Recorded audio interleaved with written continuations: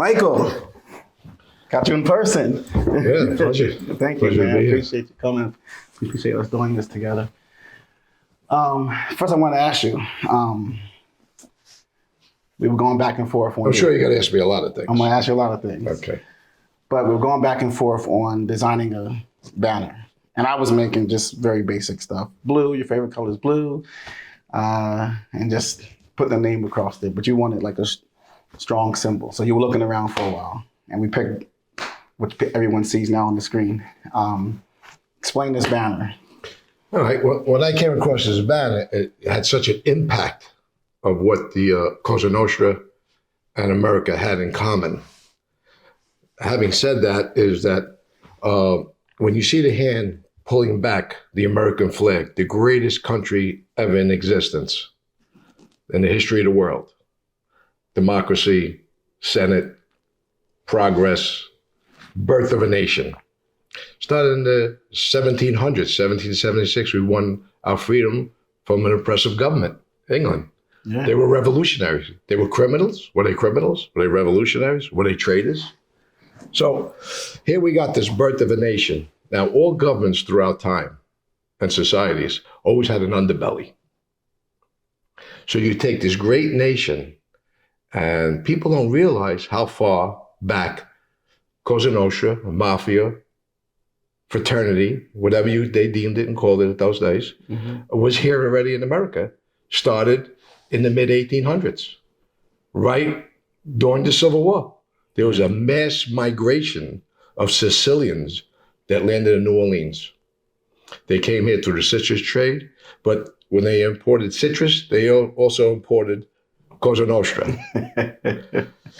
Now, if you think about it, it's unfathomable that these group of farmers, butchers, etc., came here, uneducated people, started in New Orleans in a criminal organization that there was horse and buggy and trains, and spread throughout the country. It's fascinating. So, and then not only they spread, they had a network, an organization set up just like the government that was born in 1776. So what the metaphor of seeing the American flag pulled back, it's no slight on our American flag. Yeah. It's just what's behind it. Cosa Nostra's lasted more than most governments. It's true. We're bordering, let's see, from 1850, 1860 when they got here till today. Yeah. We're getting close to 200 years in this country. It's very true. More than some empires. So when I seen that, it just struck me as when you pull back the veil, the guy behind the curtain, Yeah. this is the government that's been running almost as long as the government was formed in 1776. Probably 80 years later, Yeah. Cosa Nostra was here. And what they have done and lasted and is still here into the future is mind-blowing. And the power that they attained in this country, they rose to the top of the country. Yeah. Took over. I'll never be able to figure it out for as long as I live. But again, I always tell people the CIA contacted them, asking them for help with their problems in Cuba. They helped with World War II, the landing in Sicily, helped with their problems on the docks and on the waterfront. They worked with governments. They were putting people on the bench, Supreme Court justices. They helped with the Kennedy election. They were controlling the biggest unions in the country. A lot of Las Vegas today, a lot of Atlantic City. That's their investment. It was their money. The government couldn't stop them when they were at their height. And if you think about it, you're talking about a bunch of criminals, uneducated. These guys were brilliant in organizing. And, to acquire control, you need violence. In a regular job or corporation, you get fired. In a mob, you step out of line, you get clipped. So they did, through their networking and the levels of hierarchy that they set up in time, throughout time, is amazing to me. I agree. When you talk about that, they gathered all the unions in the country to help elect the president. Yeah. That the government, after they realized they elected the first Catholic president and controlled unions. They got them there in the mass, probably 10, 12 million people at the time in unions. I'm not sure the number, but with families and everything, I would say about that much voting block. I think they realize these greaseball Italians are going to tell us who the president of the United States is, and they can have control. Yeah. That's what I think they started going after the unions, is to break that voting block, to break it down. Yeah. So these Italians or anybody else ain't going to control our country. I read articles about Robert was so upset after the election when the whole process. Robert was the one I read about that was just enraged that they had to even go to Sam Giancana was helped on some stuff. Whoever their contact was. But it's just shared resources. Right. So wherever they needed help around the country, they were swinging things a little bit with the help of the mob. But Robert, I think that was one of the things that put him, like he had a crusade on these guys after the election, but he just couldn't believe that this country had gotten to a point that they had to go to gangsters. Correct. To win an election. Right. So, yeah. And just because the Italians were gangsters, you couldn't be an Italian gangster without having Irish and Dutch in the beginning. Yeah. That they're Tammany Hall, Boss Tweed. They all worked together. They were criminals too, just that they put it together. They worked jointly in speakeasies, prohibition, opium dens years ago. Yeah. You could go throughout gas rationing, World War II. You could go throughout history. The government or some form of government, local government, was involved with them. And not only in New York. We're talking all over the country. All over the country. All how they stayed.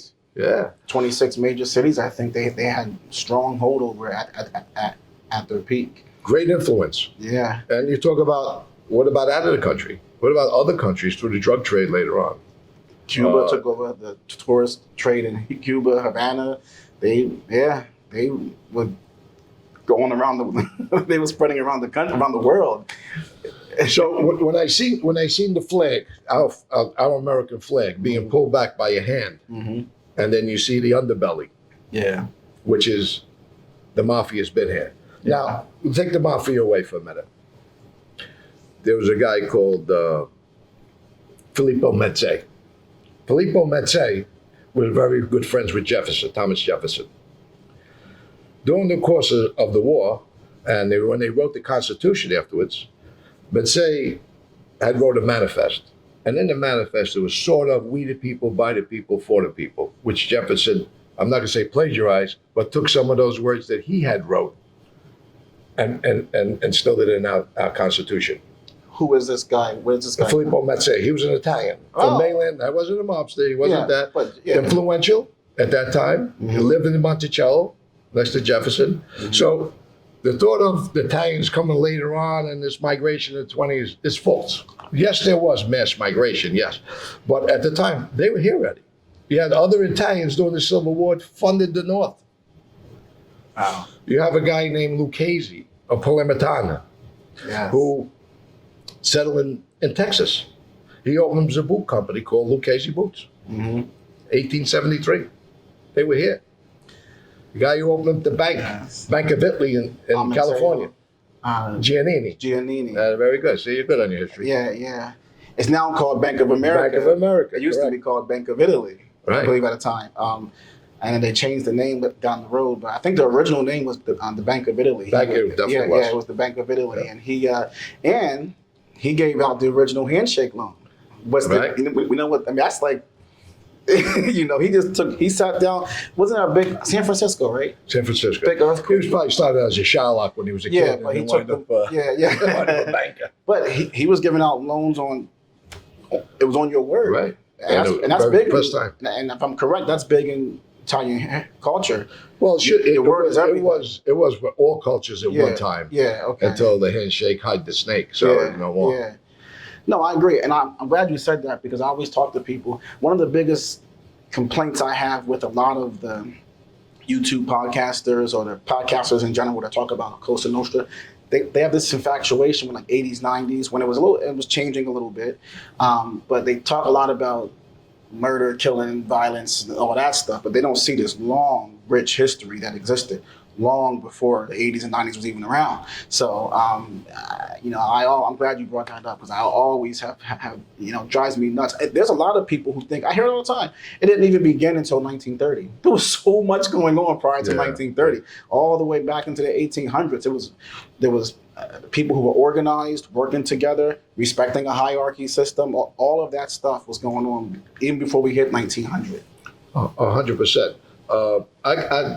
I have to dig out a couple of charts. I have one for New York going way back to the 1800s. Yeah. And I just have to dig out the one for New Orleans. Okay. Hopefully by the time you air this, I'll have it up for you. Okay. I think it's pretty compelling, and people will see how long a government within our own government has existed. Yeah. Sometimes hand in hand. Yeah. And in today's times, there's on that type of level, the mob doesn't have that control anymore. I don't think they ever will again. Yeah. But it did. It did in electing people, like you alluded to earlier about judges. Mm-hmm. We had a couple of guys, we'll do another show on it maybe one day, about how state judges were appointed. Yeah. We had when I talk of we, I go back with we in the inception of this. Yeah. Until, not today, until I cooperate, until I flip. Yeah. So that group had this type of influence. Yeah. And it wasn't just to commit crimes, it was for commerce. Yeah. Yeah. People made a lot of money with businesses, selling water, selling pasta, importing all kinds of different things, clothes and everything else, textile business. Yeah. So it was a network of a bunch of criminals, uneducated guys, who network out and got into the fabric of this country. Do you view them as, because I go back and forth in my head a lot about this, do you view them as criminals or just a different way of life? Absolute criminals. They were. Once you get your fingerprints, every time you take a piss, that's an illegal piss. Anything you do in life is illegal. Because you don't call the cops. You call your friends. You call your brothers. So whatever you do, your vehicle is criminal. Because you took that oath to be a criminal. And criminal to the U.S. government, but do they view themselves as a criminal, or do they view themselves as, I'm with this government, I'm not with? But if you lose sight that you're not a criminal, you lost your mind. So they're criminals. Because you are a criminal. Anybody says this is a legit deal, there's no legit deal, because if that legit deal goes bad, you're not calling a judge. You're not going to court. You're going to hurt that person. You're going to intimidate them. And the whole way back, no matter how far back. Yeah, you don't call cops. Were there guys on the ground giving other guys up? Another subject for another time? Yeah. Of course. But if you don't view yourself as a criminal once you get your fingerprints, that's the ultimate goal. You just admitted, I'm a criminal till I'm dead. Okay. Till I die, I'm a criminal, because you have a boss. You don't have a president. You got a boss. You got a representant. And you have other people on top of you. Depends where you sit in the pecking order. So I don't think most people lose sight that they're criminals. People like being criminals out there. There's power. When you get out there and everybody know who you are, especially the last 30 or 40 years, it's been really open. Okay. People have Facebook pages, I understand. Yeah. They're on these things. Taking pictures for everybody. So what's the honor thing then? If you say, no, we know we're criminals, honorable, but they have this, I sometimes feel like, I wonder if they think, no, we're not. People call us criminals, or just our way of life is different. The way we... No, because your way of life is murder. We approve murders. We approve doing a crime. We approve robbing, stealing, swindling, stock market, any crime you can think of. Drug dealing, it's approved one level or another. It's anti-government, anti-America government, or any other government, but we play within our own rules and our own structure. But we're criminals. You're committing crimes against society and against others who will fall out of favor within your own group. And look, who are we to sanction a murder? It's our group. Yeah, but it's a proud way of life, correct? You were proud to be. I loved every minute of it. It was a dream, lifelong dream, you told me. Absolutely. And it's one of the things you're proud of in your life. You know, everybody has goals. I know what you're going to say. My goal was to be a captain in the Gambino family as a kid, as a young kid.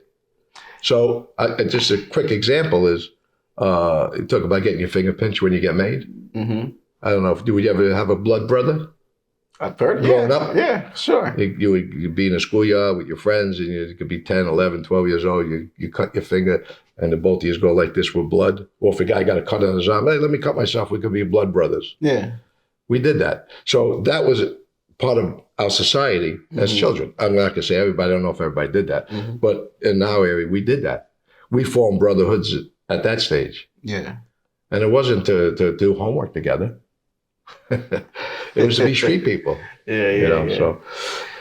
So that's what that emblem, when I see it, meant so much to me.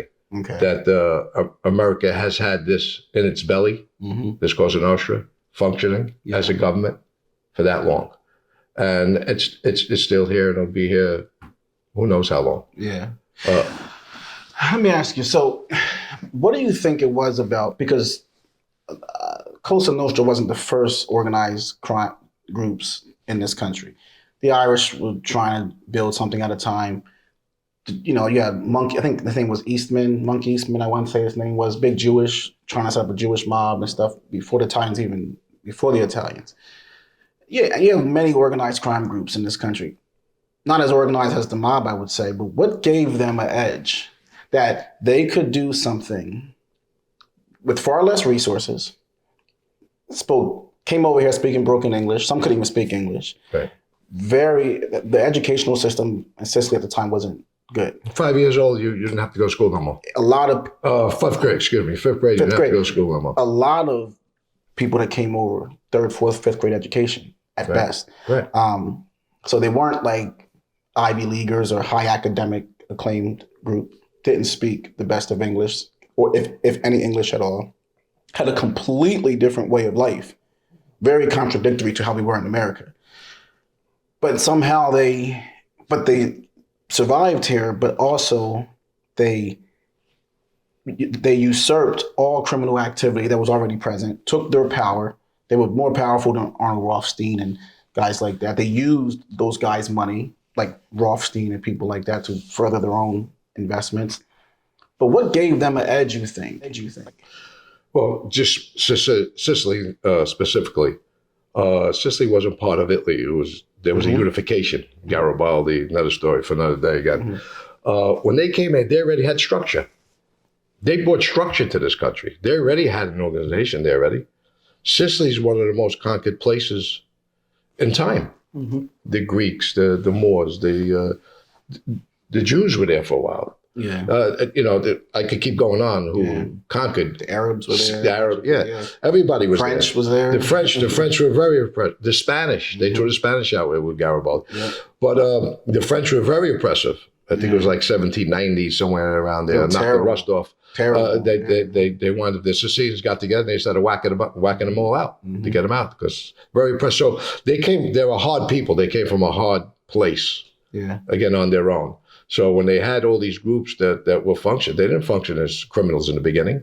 They were functioning to protect themselves. They didn't want their wives raped, their daughters raped, etc. Their food taken. They had no right to land. Their land was delegated by barons and princes and etc. going back in time. So these people were already hard. They had a hard belly. Not that anywhere else in the world didn't have a hard time. There was oppression all over. But your question was, how did it move here and stay structured? Is because they had a structure in place. They had this in place. They just exported it to America. And, when you have a set of rules, and you're not talking about 20 people, 30 people, you're not talking about a local city or neighborhood, you're talking about the whole country wound up being set up. They had general assemblies. They came here with that ideology that nobody's going to tell us what to do. We're going to do what we want. We're going to set up our own. We're going to be our own police force. We're going to police ourselves. We're going to make money no matter how we have to do it. But there's going to be structure. There's going to be a hard set of rules that you break when you're paying with your life. And as history says, good, bad, for what reason, any reason, their reason, no reason at all, people had died in this life. Yeah. So with that, with the fear factor and the known penalty, you can't control human beings through fear. Most human beings are controlled through fear. It's not love and fear and this and that. It's all nice. It sounds nice. But people are controlled through fear. And that's what the mob had done when they got here, within their own group. And that's how they maintain control. That's my opinion. Yeah. See, that's what I was wondering about when I asked you earlier about, did they view themselves as criminals? Because when I look at it, I say the criminals were actually coming to their land, trying to rob their possessions, steal their land, take their, they were abusive to women. They raped a lot of women. Sure. I'm sure you heard about that. I don't know if it's ever been proven, but what some suspect is where the mafia name comes from. I think mafia means my daughter in Italian, I think. And I'm not saying it's true, but you heard all these like old tales about the French, like raping, taking a man's wife and just having his way with her. And they were awful to these people, tried to take this land for a long time. And how I just looked at it was that they were trying to defend themselves. They put together an organization that you can't come in my land, set up your law system, tell us how we're going to abide by. So they set up their own unofficial government, essentially. Absolutely. So I always kind of thought they came here with that psyche. This is what we are. We're not this, we're that. So that's where I kind of... The premise was that it started as a good thing. Yeah. It was a militia. Again, you hear, as a kid, I heard mafia means militia against French invading armies. Yeah, I heard Is that true? I have no clue. Yeah, it sounds nice. It does. The acronym works. Sounds great, yeah. But it started that way. Mm-hmm. It was protectionism. Mm-hmm. A lot of Sicilians in Cosa Nostra, and then later on the mainland, were Freemasons. Freemasonry has been around how long? Yeah, right. You could go back maybe Knights Templar. Who knows? We don't know how far this goes back. Anybody says they know how far it goes back, don't really know. Please tell me. Yeah. I would like to. I like an education on it. It's a very gray area when and how it started. You think it's over 1,000 years? I don't think so. You don't think so? I don't know. It'll be a guess. Yeah. Not Cosa Nostra itself, but just the mindset of just the way this is started. Yeah. But organizationally, yeah, is when I think it takes effect. It starts, again, like you articulated, to protect your family, protect your land, protect your honor, and then it just morphed into something else. Yeah. I can't find a lot of stuff to say, but it goes back. I read, it's so much. I don't know neither. When I look around, I don't know, like 300-400 years maybe. I can maybe 1600 in Sicily, would you say, maybe? Well, I have a coat of arms that when my grandfather went back in 1929. Mm-hmm. I have a copy of it. And he traced his lineage to 1622. Okay. So it doesn't statements. There's no statements there that was mafia or Cosa Nostra. Yeah. But you can see there was some sort of attachment to royalty and art and some other stuff in there. Yeah. Then it goes back to 1622, even to Malta. So that where part of my family landed. So were they functioning? As far as I know, my great-grandfather was a member in Sicily. Yeah. Going past the 1800s, early 1800s. Yeah. He came over here. I think he died around 1920-ish. Yeah. So as far back as that, they were there. So before it predates that, 1700s, absolutely, because they were coming over then by that time structured. Yeah. We talk about with New Orleans. Yeah. Which is probably as a kid growing up, I always thought it was New York. And then later on, I learned through some old timers about, so these guys used to come up from New Orleans, and they would be talking Sicilian with a southern drawl, and they found it a little funny, that these guys, and they would go back with their histories, how long it's been. Texas, Alabama, they migrated there to these southern states coming from that country. Again, citrus trade, they came in the right way, a lot of them dealing, but I believe Giuseppe Morello originally started out in New Orleans and then came to New York a little later. He got in some trouble or something, and he's like one of the first credited major boss of bosses. There was some guys before him, but I believe he started in New Orleans before he even came over to New York and started doing different things. But it's interesting. So one more thing I want to ask you is, I have my answer, but I'm curious of yours. Does Cosa Nostra in this country, does it view itself as separate from what's Sicily, or an extension of Sicily? Is it? Well, at one time, into the 20s, and I would say to the early 30s, when they created the 5 groups, Yeah, they had a lot of attachments with Italy. yeah, They had some wars going on there, and some of the bosses here, D'Aquila, et cetera, they would send men there with monies or liaisons to try to fix the problem over there. So they were very close at that time. It was like hand in glove, I would say, at that time. Yeah, that's what and then I think it really broke off when Lucky took over. Yeah. Not totally broke off, but the attachment and the bosses coming over and being bosses here. yeah, Carl Gambino, et cetera. He was a young man when he came here. And all the other guys that migrated. I think then it started become more independent. more the people that were born here then, Yeah. and the people who were here for a while since they were kids, let's say, 12, 13 years old, that became members. So that it just started apart a little bit because they have their own set of rules over there, and we have our own set of rules here. So neither one tells anyone what to do, policy-wise. Yeah, yeah. So, yeah, there is a separation, but, they're still Italians, still Sicilians. It's not only Sicilians. Yeah. There's a lot of other groups out there that are very, very dangerous. And, So that leads me into,